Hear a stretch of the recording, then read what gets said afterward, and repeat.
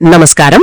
ఈరోజు మనం తిరుమల తిరుపతి దేవస్థానం అంటే టీటీడీలో ఎన్ని రకాల దర్శనాలున్నాయో కొంచెం లోతుగా చూద్దాం. అవును, చాలానే ఉన్నాయి కదా. ఉచితం నుంచి స్పెషల్ ఎంట్రీ, విఐపి, ఇంకా చాలా. అసలిన్ని రకాలు ఎందుకు పెట్టారు? వాటి మధ్య తేడాలేంటి? వెళ్లేవాళ్ళు ఎలా ఎంచుకోవాలి? వీటి గురించి వివరంగా మాట్లాడుకుందాం. తప్పకుండా. సరే, మొదటగా అందరికీ తెలిసింది సర్వదర్శనం. ఇది పూర్తిగా ఫ్రీ కదా? అవును, ఎటువంటి ఖర్చు ఉండదు. పేర్లోనే ఉంది కదా, సర్వదర్శనం, అందరి కోసం. కాని టైం పడుతుందంటారు. అంటే రద్దీని బట్టి గంటలు, కొన్నిసార్లు ఒక రోజంతా కూడా పట్టొచ్చని విన్నాను. నిజమే, రద్దీ చాలా ఎక్కువగా ఉంటే 6 గంటల నుంచి 24 గంటలు లేదా ఇంకా ఎక్కువ కూడా పట్టే అవకాశం ఉంది. దీనికి టోకెన్లు తిరుపతిలో ఇస్తారా? అవును, శ్రీనివాసం, విష్ణు నివాసం కాంప్లెక్స్లలో ఇస్తారు. ఇది దేవుడి దర్శనం అందరికీ అందాలనే ముఖ్య ఉద్దేశంతో ఏర్పాటు చేసింది. ఓకే, మరి అంత టైం లేని వాళ్ల కోసం కొంచెం ఫాస్ట్గా అవ్వాలంటే? దానికే ఉంది కదా ప్రత్యేక ప్రవేశ దర్శనం. అదే 300 రూపాయల దర్శనం అని పాపులర్గా పిలుస్తారు. దీనికి ఆన్లైన్లోనే బుక్ చేసుకోవాలి అంటారు కదా, టీటీడీ వెబ్సైట్లోనా? అవును, వెబ్సైట్ లేదా వాళ్ళ యాప్ ఉంటుంది. దాని ద్వారా ముందుగానే స్లాట్ బుక్ చేసుకోవాలి. ఓహో, ఎంత టైం పడుతుంది సుమారుగా? సాధారణంగా అయితే 2-3 గంటల్లో దర్శనం అయిపోతుంది. దీనికి ఒక లడ్డు కూడా ఫ్రీగా ఇస్తారు. ఈ సిస్టమ్ వల్ల అంటే రద్దీ కొంచెం కంట్రోల్ అవుతోంది, భక్తులకు కూడా సౌకర్యం. ఆ డబ్బులు టెంపుల్ మెయింటెనెన్స్ కి కూడా ఉపయోగపడతాయి. అది నిజమే. సరే, ఇంకో ఇంట్రెస్టింగ్ దర్శనం ఉంది. ఉచితంగానే కానీ కొంచెం స్పెషల్. దివ్య దర్శనమట. దివ్య దర్శనం. అది కేవలం నడిచి కొండపైకి వచ్చేవారికి మాత్రమే. అంటే అలిపిరి నుంచో లేదా శ్రీవారి మెట్టు నుంచో నడిచి వస్తేనా? కరెక్ట్. ఆ మార్గాల్లో వాళ్ళకి టోకెన్లిస్తారు. సర్వదర్శనం కన్నా త్వరగా అవుతుంది. ఓహో, అలాగా.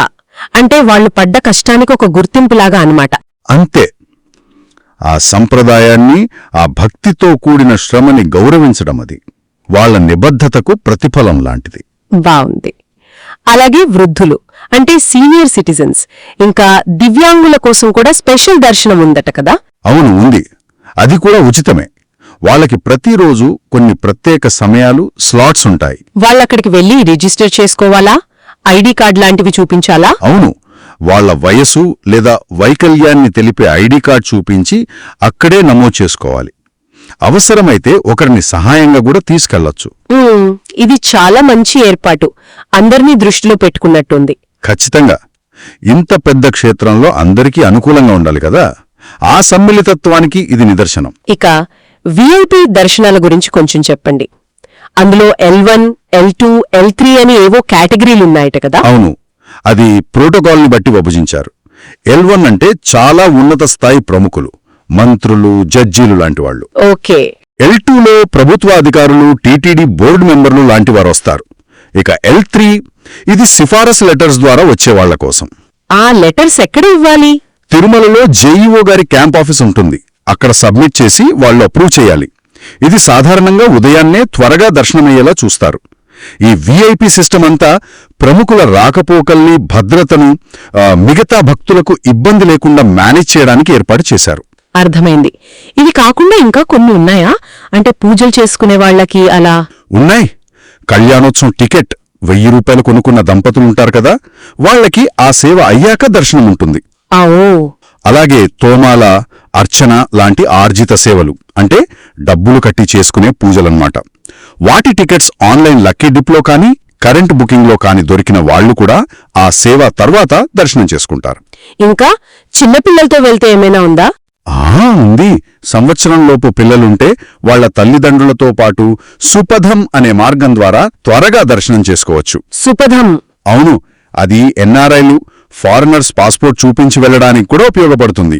కొంచెం తక్కువ రద్దీతో త్వరగా అయ్యే దారి అది.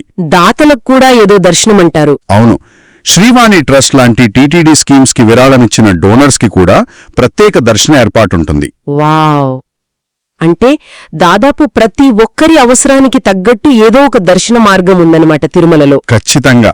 నడిచి వచ్చేవారి నుంచి వృద్ధులు, పిల్లలు, ప్రత్యేక పూజలు కావలసిన వారు, విదేశీయులు, దాతలు అందరినీ దృష్టిలో ఉంచుకున్నారు. ఈ వైవిధ్యం చూస్తుంటే అదో పెద్ద వ్యవస్థలాగా అనిపిస్తోంది. నిజమే. ఇది తిరుమల నిర్వహణ ఎంత సంక్లిష్టంగా ఉంటుందో, అదే టైంలో ఎంత సమర్థవంతంగా పనిచేస్తుందో చూపిస్తుంది. సంప్రదాయం, సౌకర్యం, లాజిస్టిక్స్ వీటన్నిటినీ బ్యాలెన్స్ చేస్తున్నారు. మొత్తానికి సర్వదర్శనం నుంచి విఐపి వరకు, నడక నుంచి ప్రత్యేక అవసరాల వరకు ఎన్నో దారులు. ప్రతిదానికి ఓ పద్ధతి, ఓ టైం. అవును. మరి ఇదంతా చూశాక ఈ వ్యవస్థ మనకేం చెబుతోందంటారు? ఇది తిరుమల ఎంత గొప్పదో, ప్రపంచవ్యాప్తంగా భక్తులు ఎంత విభిన్నంగా ఉంటారో చూపిస్తుంది.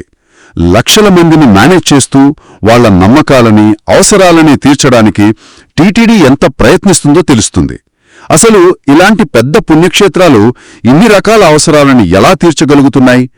భవిష్యత్తులో ఈ మేనేజ్మెంట్ ఇంకా ఎలా మారుతుందో ఆలోచించాల్సిన విషయం గదా. అవును, దాని గురించి ఆలోచించడానికి చాలా ఉంది.